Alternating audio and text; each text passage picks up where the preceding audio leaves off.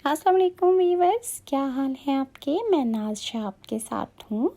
मैंने आपको अपनी प्रीवियस वीडियो में बताया कि अल्लाह ताला ने रसूलुल्लाह से फरमाया कि अपने ख़ानदान वालों को एलानिया दावत इस्लाम दो, और हुज़ूर सल्लल्लाहु अलैहि वसल्लम ने कोहे सफ़ा पर चढ़कर सबको पुकारा और खाने की दावत दी। आपने दावत में उन्हें दूध और गोश्त पेश किया और उन्हें इस्लाम की दावत दी। जब वो सब लोग इकट्ठे हो गए और हुज़ूर सल्लल्लाहु अलैहि वसल्लम ने अपनी बात शुरू की तो अबू लहब ने तमाम लोगों को बिखेर दिया और उसने कहा कि तुम अहले कुरैश को अपने बाप दादा के मज़हब से हटा रहे हो। और उस पर उसने कहा कि जो तुम दावत इस्लाम दे रहे हो, इस पर पूरा अरब तुम्हारा दुश्मन हो जाएगा और हम तो उनका मुकाबला नहीं कर सकते। इस पर हुज़ूर पाक सल्लल्लाहु अलैहि वसल्लम ने दूसरे दिन फिर उन्हें दावत दी और फिर उन्हें अल्लाह का पैगाम पहुंचाया, लेकिन अबू लहब ने सबको इस बार फिर हुज़ूर रसूलुल्लाह की बात न सुनने दी। फिर अल्लाह ताला ने इस मौका पर वही नाजिल फरमाई, जिसका तर्जुमा है सूरह आल इमरान की आयत नंबर 31 में अल्लाह ताला फरमाता है कि ए नबी, आप फरमा दीजिए, अगर तुम अल्लाह से मोहब्बत रखते हो तो मेरी पैरवी करो। अल्लाह तुमसे मोहब्बत करने लगेंगे और तुम्हारे सारे गुनाह माफ़ कर देंगे। कुरैश को ये बात बहुत नागवार गुजरी। उन्होंने अबू तालिब से बात करने के लिए सब जमा हो गए और उन्होंने कहा कि अबू तालिब, तुम्हारे भतीजे ने हमारे बुतों को बुरा कहा है, हमारे दीन में ऐब निकाले हैं, हमें बेअक्ल ठहराया है, इसने हमारे बाप दादा तक को गुमराह किया है। इसलिए या तो हमारी तरफ से आप नपेटे या हमारे और इसके दरमियान से हट जाइए, क्योंकि खुद आप भी इसी दीन पर चलते हैं जो हमारा है और इसके दीन के आप भी खिलाफ हैं। अबू तालिब ने उन्हें नर्म अल्फाज में ये जवाब देकर वापस भेज दिया कि मैं उन्हें समझाऊंगा। दूसरी तरफ अल्लाह ताला ने जिब्राइल अलैहिस्सलाम को आपकी खिदमत में भेजा। हज़रत जिब्राइल नहायत हसीन शक्ल सूरत में बेहतरीन खुशबू लगाए ज़ाहिर हुए और बोले, ए मोहम्मद, अल्लाह ताला आपको सलाम फरमाते हैं और फरमाते हैं कि आप तमाम जिन्नों और इंसानों की तरफ से अल्लाह के रसूल हैं, इसलिए उन्हें कलमा ला इलाहा इल्लल्लाह की तरफ बुलाइए। कि पैगाम मिलते ही आपने कुरैश को बराह रास्त तबलीग शुरू कर दी। उस वक्त ये हालत थी कि काफरों के पास पूरी ताकत थी और वो आपकी पैरवी करने के लिए हरगिज़ तैयार न थे। कुफर और शिर्क इनके दिलों में बसा हुआ था। बुतों की मोहब्बत इनके अंदर सिरायत कर चुकी थी। इनके दिल इस शिर्क और गुमराही के सिवा कोई चीज़ भी कबूल करने पर आमादा नहीं थे। शिर्क की ये बीमारी लोगों में पूरी तरह समा चुकी थी। आप सल्लल्लाहु अलैहि वसल्लम की तबलीग का ये सिलसिला जब बहुत बढ़ गया तो कुरैश के दरमियान हर वक्त आप ही का जिक्र होने लगा। वो लोग एक दूसरे से बढ़ चढ़ कर आपसे दुश्मनी पर उतर आए, आपके कत्ल के मंसूबे बनाने लगे, यहाँ तक कि सोचने लगे कि आपका माशरती तौर पर बाइकॉट कर दिया जाए। ये लोग पहले एक बार अबू तालिब के पास गए और उनसे बोले, अबू तालिब, हमारे दरमियान आप बड़े काबिल इज़्ज़तदार और बुलंद मर्तबा आदमी हैं। हमने आपसे दरख्वास्त की थी कि आप अपने भतीजे को रोकिए, मगर आपने कुछ नहीं किया। हम लोग ये बात बर्दाश्त नहीं कर सकते कि हमारे माबूदों को और बाप दादाओं की मज़हब को और हमें बेअक्ल कहा जाए। आप इन्हें समझाइए, वरना हम आपसे और इनसे उस वक्त तक मुकाबला करेंगे जब तक कि दोनों फरीकों में से कोई एक ख़त्म ना हो जाए। कुरैश तो ये कहकर चले गए। अबू तालिब बहुत परेशान हुए।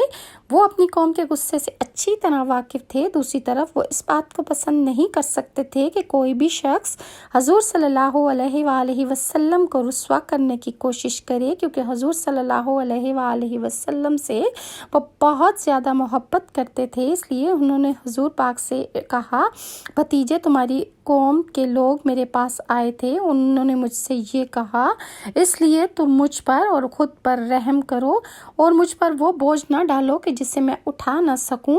अबू तालिब की इस गुफ्तगू से नबी करीम सल्लल्लाहु अलैहि वसल्लम की आंखों में आंसू आ गए। अब आप इन चचा का साथ छोड़ کیا اب چچا ان کا ساتھ چھوڑ رہے ہیں؟ وہ بھی آپ کی مدد نہیں کرنا چاہتے، آپ کی حفاظت سے ہاتھ اٹھا رہے ہیں۔ اس لیے آپ نے فرمایا چچا جان اللہ کی قسم اگر یہ لوگ میرے دائیں ہاتھ پر سورج اور بائیں ہاتھ پر چاند بھی رکھ دیں اور یہ کہیں کہ میں اس دین کو چھوڑ دوں تو میں ہرگز اسے نہ چھوڑوں گا یہاں تک کہ خود اللہ تعالیٰ اس کو ظاہر فرما دے۔ یہ کہتے ہوئے آپ کی آواز بھرا گئی، آپ کی آنکھوں میں آنسو آ گئے، پھر آپ اٹھ کر جانے لگے، لیکن اسی وقت ابو طالب نے آپ کو پکارا، بھتیجے ادھر آؤ۔ آپ ان کی طرف مڑے تو انہوں نے کہا جاؤ بھتیجے، دل جو چاہتا ہے وہ کہو، اللہ کی قسم میں تمہیں کسی حال میں نہیں چھوڑوں گا۔ قریش کو اندازہ ہو گیا کہ ابو طالب آپ کا ساتھ چھوڑنے والے نہیں ہیں، تو وہ پھر عمارہ بن ولید کو لے کر ابو طالب کے پاس حاضر ہوئے۔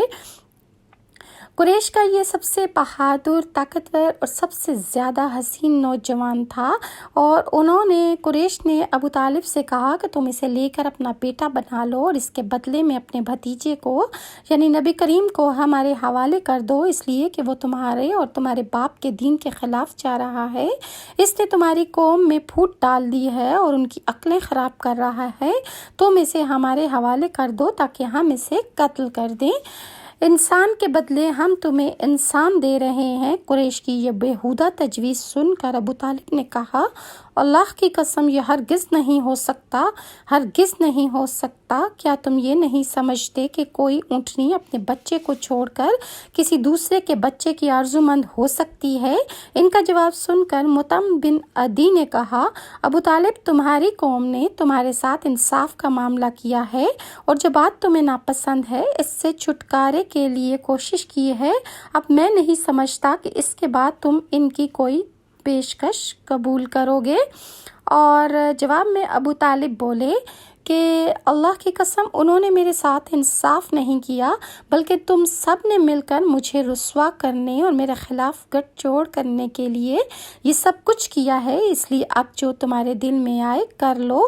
میں انہی میں ایک شخص یعنی عمارہ بن ولید حبشہ میں کفر کی حالت میں گیا، اس پر جادو کر دیا گیا تھا، اس کے بعد وہ وحشت زدہ ہو کر آیا اور گھاٹیوں میں مارا پھرا کرتا تھا۔ اسی طرح دوسرا شخص مطعم بن عدی بھی کفر کی حالت میں مرا۔ غرض جب ابو طالب نے قریش کی یہ پیشکش بھی ٹھکرا دی اور معاملہ حد درجے سنگین ہو گیا، دوسری طرف ابو طالب نے قریش کے خطرناک ارادوں کو بھانپ لیا تھا۔ انہوں نے بنی ہاشم اور بنی عبد المطلب کو بلایا، ان سے درخواست کی کہ سب مل کر حضور صلی اللہ علیہ وآلہ وسلم کی حفاظت کریں، آپ کا بچاؤ کریں۔ ان کی بات سن کر سوائے ابو لہب کے سب تیار ہو گئے کہ حضور صلی اللہ علیہ وآلہ وسلم کی حفاظت کریں گے۔ ابو لہب نے ان کا ساتھ نہ دیا، یہ بدبخت سختی کرنے اور آپ کے خلاف آواز اٹھانے سے باز نہ آیا۔ اسی طرح جو لوگ آپ پر ایمان لے آئے ان کی مخالفت بھی ابو لہب ہی سب سے زیادہ کرتا تھا، اور آپ کو اور آپ کے ساتھیوں کو تکالیف پہنچانے میں بھی یہ قریش میں بڑھ چڑھ کر حصہ لیا کرتا تھا۔